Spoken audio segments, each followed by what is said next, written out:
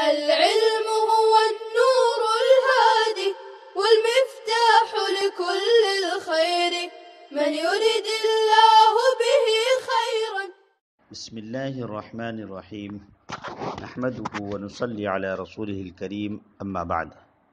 قال المصنف رحمه الله: وقياسا في مواضع ومنها ما وقع مثبتا بعد نفي أو معنى نفي داخل على اسم لا يكون خبرا عنه أو وقع مكررا نحو ما أنت إلا سيرا وما أنت إلا سير البريد وإنما أنت سيرا وزيد سيرا سيرا. ومنها ما وقع تفصيلا لأثر مضمون جملة متقدمة مثل فشد الوثاق فإما منا بعد وإما فداء.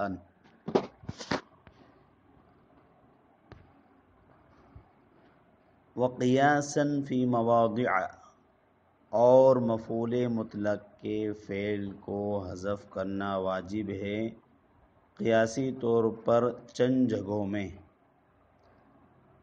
منہا، ان جگہوں میں سے ایک وہ جگہ ہے جہاں مفعول مطلق مثبت واقع ہو نفی کے بعد یا معنی نفی کے بعد، اور وہ نفی یا معنی نفی داخل ہو ایسے اسم پر کہ مفعول مطلق اس اسم کی خبر نہ بن سکتا ہو، یا مفعول مطلق مقرر واقع ہو، جیسے ما انت الا سیرن، آپ چلنے والے ہی ہیں، اور ما انت الا سیر البریدی، آپ ڈاکیے کی چال چلتے ہیں. انما انت سیرن، آپ بس چلتے ہی ہیں.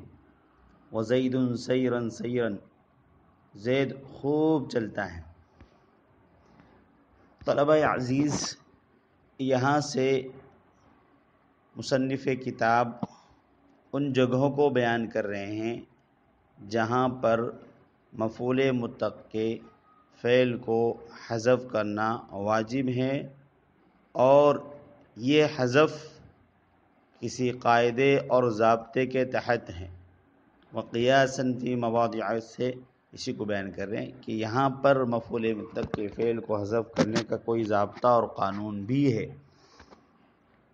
تو اس کی چند جگہ ہیں جس کو مصنف آگے منہا کہہ کر بیان کریں گے. چنانچہ پہلی جگہ بیان کی منہا کہہ کر کہ پہلی جگہ جہاں مفعول مطلق کے فعل کو قیاساً حذف کرنا واجب ہے وہ جگہ ہے جہاں مفعول مطلق مثبت واقع ہو نفی یا معنی نفی. معنی نفی سے مراد انما ہے کہ نفی یا معنی نفی کے بعد واقع ہو، اور وہ نفی یا معنی نفی داخل ہو ایسے اسم پر کہ مفعول مطلق اس کی خبر نہ بن سکتا ہو. دیکھیے اس کو مثال سے سمجھیے. مصنف نے مثال دی ہے ما انت الا سیرن. اب اس مثال میں دیکھیے کہ سیرن یہ مفعول مطلق ہے اور مثبت ہے. کیسے مثبت ہے؟ اس لیے کہ یہ مسلمہ اصول ہے کہ جس کلام میں نفی اور استثناء ہو اس میں استثناء سے پہلے نفی ہوتی ہے اور استثناء کے بعد والا جملہ یہ اثبات کہلاتا ہے. تو سیرن مفعول مطلق مثبت واقع ہے اور نفی کے بعد ہے، یعنی ما جو ہے یہ نفی کے بعد ہے. ما انت، اور نفی انت یہ اسم پر داخل ہے، اور یہ ایسا اسم ہے کہ سیرن مصدر کو اس انت ضمیر کی خبر نہیں بنا سکتے. کیوں؟ اس لیے کہ انت یہ ذات پر دلالت کرتا ہے اور سیرن مصدر ہے، اور مصدر کا حمل ذات پر دشوار ہے، درست نہیں ہے. اب دیکھیے ساری شرطیں اس میں پائیں جا رہی کہ سیرن مفعول مطلق مثبت واقع ہے، نفی کے بعد ما نفی کے بعد ہے، اور ایسے اسم پر داخل ہے کہ مفعول مطلق کو اس کی خبر نہیں بنا سکتے. لہذا یہاں پر مفعول مطلق کے فعل تسیرو فعل کو حذف کر دیا. تو اصل عبارت یہ تھی ما انت الا تسیر سیرن، ما انت الا تسیر سیرن۔ یہ مصنف نے ایک مثال دی، یہ نکرہ کی مثال ہے۔ ایک مصنف نے معرفہ کی مثال دی، ما انت الا سیر البرید، سیرن یہ نکرہ کی مثال تھی، سیر البرید یہ معرفہ کی مثال ہے۔ ان دونوں مثالوں میں ایک فرق تو یہی ہے کہ ایک مثال مصنف نے نکرہ کی دی تھی اور دوسری معرفہ کی۔ دوسرا فرق یہ بھی ہے کہ پہلی والی جو مثال ہے ما انت الا سیرن یہ مفرد کی ہے اور دوسری مثال مضاف کی ہے۔ اب یہاں پر ساری شرطیں پائی گئی اور اصل چیز جو ہے کہ فعل کے حذف کرنے کا قرینہ پایا جا رہا، اور وہ کیا ہے کہ معمول کا منصوب ہونا۔ سیرن یہ منصوب ہے اور اسی طریقے سے سیرن خود اس کا قائم مقام ہے، تو یہ دونوں چیزیں پائی جا رہی ہیں، اس وجہ سے مفعول مطلق کے فعل کو حذف کرنا واجب ہو گیا۔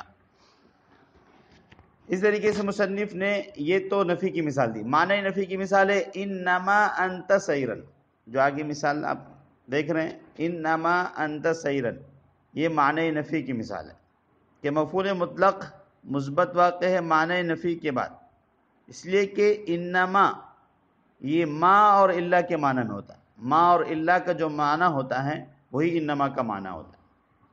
چنانچہ انما انت سیرن یا ما انت الا سیرن کے قائم مقام ہے اسی کے معنی میں، تو یہاں بھی تسیر فعل کو حذف کر دیا، انما انت تسیر سیرن۔ آگے مصنف نے ایک مثال دی ہے وزید سیرن سیرن، یہ مفعول مطلق کی مقرر واقع ہونے کی مثال ہے۔ آگے جو مصنف نے کہا ہے او وقع مقررن، یعنی کہ مفعول مطلق مقرر واقع ہو، تو اس کی مثال مصنف دینا چاہ رہے ہیں کہ مفعول مطلق کا یہاں پر سیرن کا زیدن کی خبر بننا درست نہیں ہے، لہذا اس کو یعنی اس کے فعل کو حذف کرنا واجب ہو گیا۔ یہاں پر بھی وہی بات ہے، قرینہ پایا جانا ہے کہ معمول کا منصوب ہونا اور قائم مقام سیرن کا موجود ہونا، لہذا فعل کو حذف کرنا واجب ہے۔ اصل عبارت ہوگی زید یسیر سیرن سیرن، لہذا اس قاعدے کی وجہ سے یسیر فعل کو حذف کر دیا۔ یہاں پر یہ مصنف نے منہا کہہ کر اگر دیکھا جائے تو یہ ایک ہی جگہ ہے، لیکن مصنف کے کہنے کی منہا کہہ کر اس میں دو چیزیں بیان کی، حالانکہ یہ دو چیزیں ہیں۔ تو پہلی جگہ در حقیقت ایک جگہ نہیں ہے کہ جہاں پر چند جگہوں پر مفعول مطلق کے فعل کو حذف کرنا واجب ہے قیاسی طور پر چند جگہوں میں، تو یہ پہلی جگہ در حقیقت دو جگہ ہیں، لیکن دونوں میں ایک بات مشترک ہے، وہ یہ ہے کہ مفعول مطلق خبر نہیں بن سکتا، اس لیے مصنف نے دونوں کو ایک ساتھ بیان کر دیا۔ یہاں پر ایک سوال یہ پیدا ہوتا ہے کہ ابھی آپ نے فرمایا کہ اگر مفعول مطلق مقرر واقع ہو تو اس کے فعل کو حذف کرنا واجب ہے، حالانکہ اللہ تعالیٰ کا قول ہے قرآن مجید میں، اللہ تعالیٰ نے فرمایا ہے اذا دکت الارض دکن دکا، تو یہاں پر دیکھیے دکن دکا یہ مفعول مطلق مقرر واقع ہیں، لیکن اس کے فعل کو حذف نہیں کیا گیا، دکت اس کا فعل لفظوں میں موجود ہے۔ ابھی تو آپ نے کہا ہے کہ جب مفعول مطلق مقرر واقع ہو تو اس کے فعل کو حذف کرنا واجب ہے، تو یہاں پر دکت تو حذف نہیں کیا گیا۔ اس کا کیا جواب؟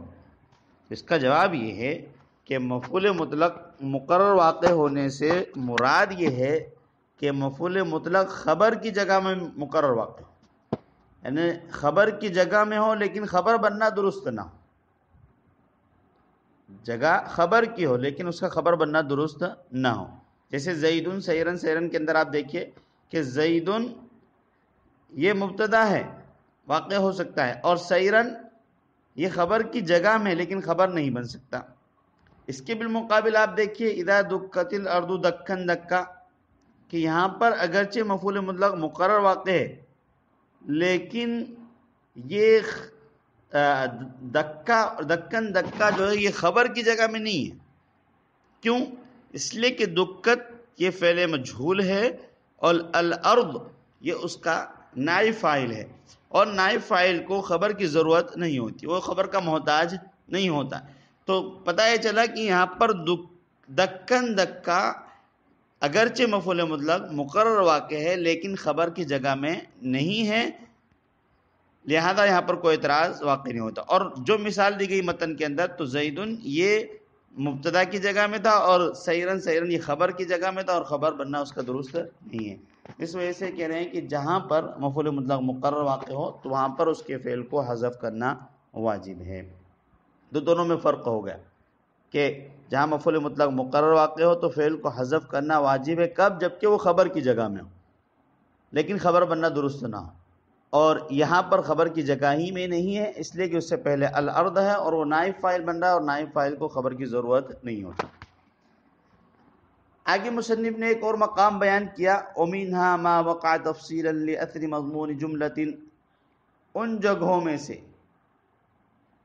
ایک جگہ یہ ہے جہاں مفعول مطلق گزشتہ جملے کے مضمون کی اثر کی تفصیل واقع ہو۔ اثر کا ترجمہ غرض سے بھی کر سکتے ہیں، ایک دم پیچھے سے ترجمہ ہو رہا، مفعول گزشتہ جملے، جملۃ متقدمۃ، گزشتہ جملے کے مضمون کی غرض، لأثر غرض کی تفصیل واقع ہو، جیسے فشد الوثاق، پس مضبوط کر دو بندش کو، فإما مَنًّا بَعْدُ وإما فداءً، پھر اس کے بعد یا تو احسان کر دو، احسان کر کے چھوڑ دو، یا فدیہ لے کر چھوڑ دو۔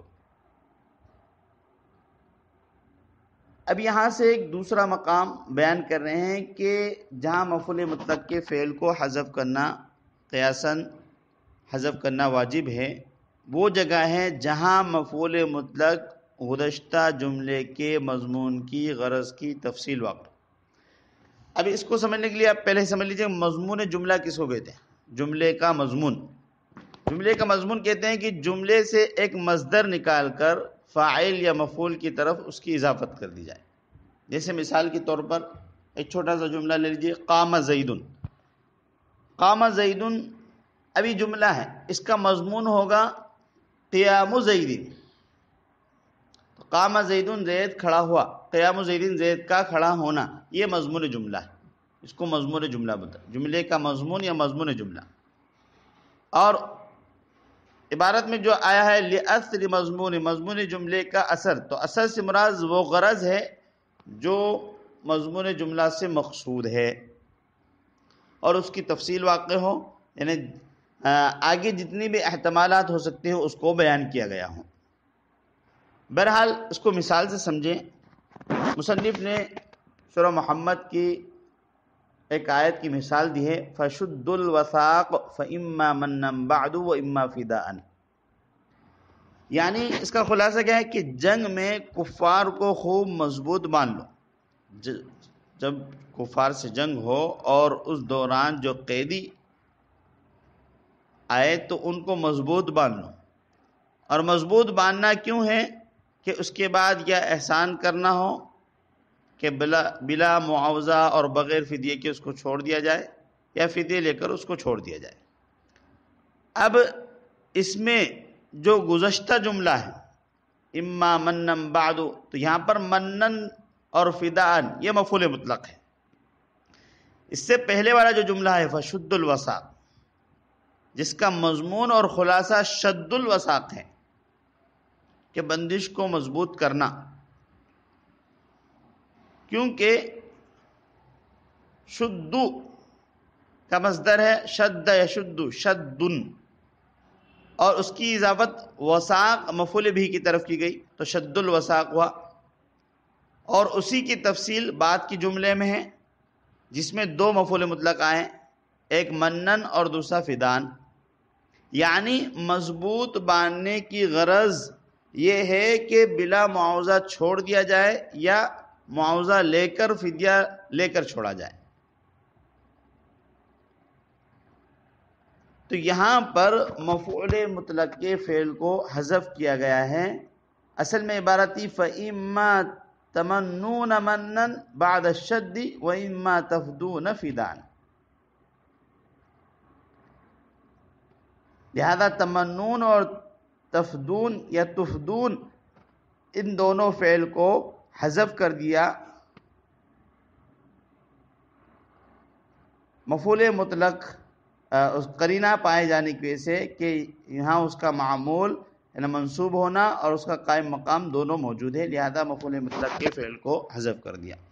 تو جہاں پر مفعول مطلق گزشتہ جملے کے مضمون کی تفصیل واقع ہو. گزشتہ جملہ ہے شد الوثاق، اس کا مضمون کیا ہے؟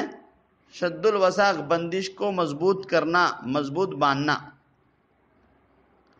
رسیوں کو مضبوط باندھ دینا. اب اس کی غرض کیا ہے؟ قیدیوں کو مضبوط، تاکہ بعد میں یا تو ان پر احسان کر کے ان کو چھوڑ دیا جائے یا ان سے فدیہ لے کر چھوڑ دیا جائے، یہ اس کی غرض ہے. تو اس کی غرض کی تفصیل واقع ہو رہا ہے کون؟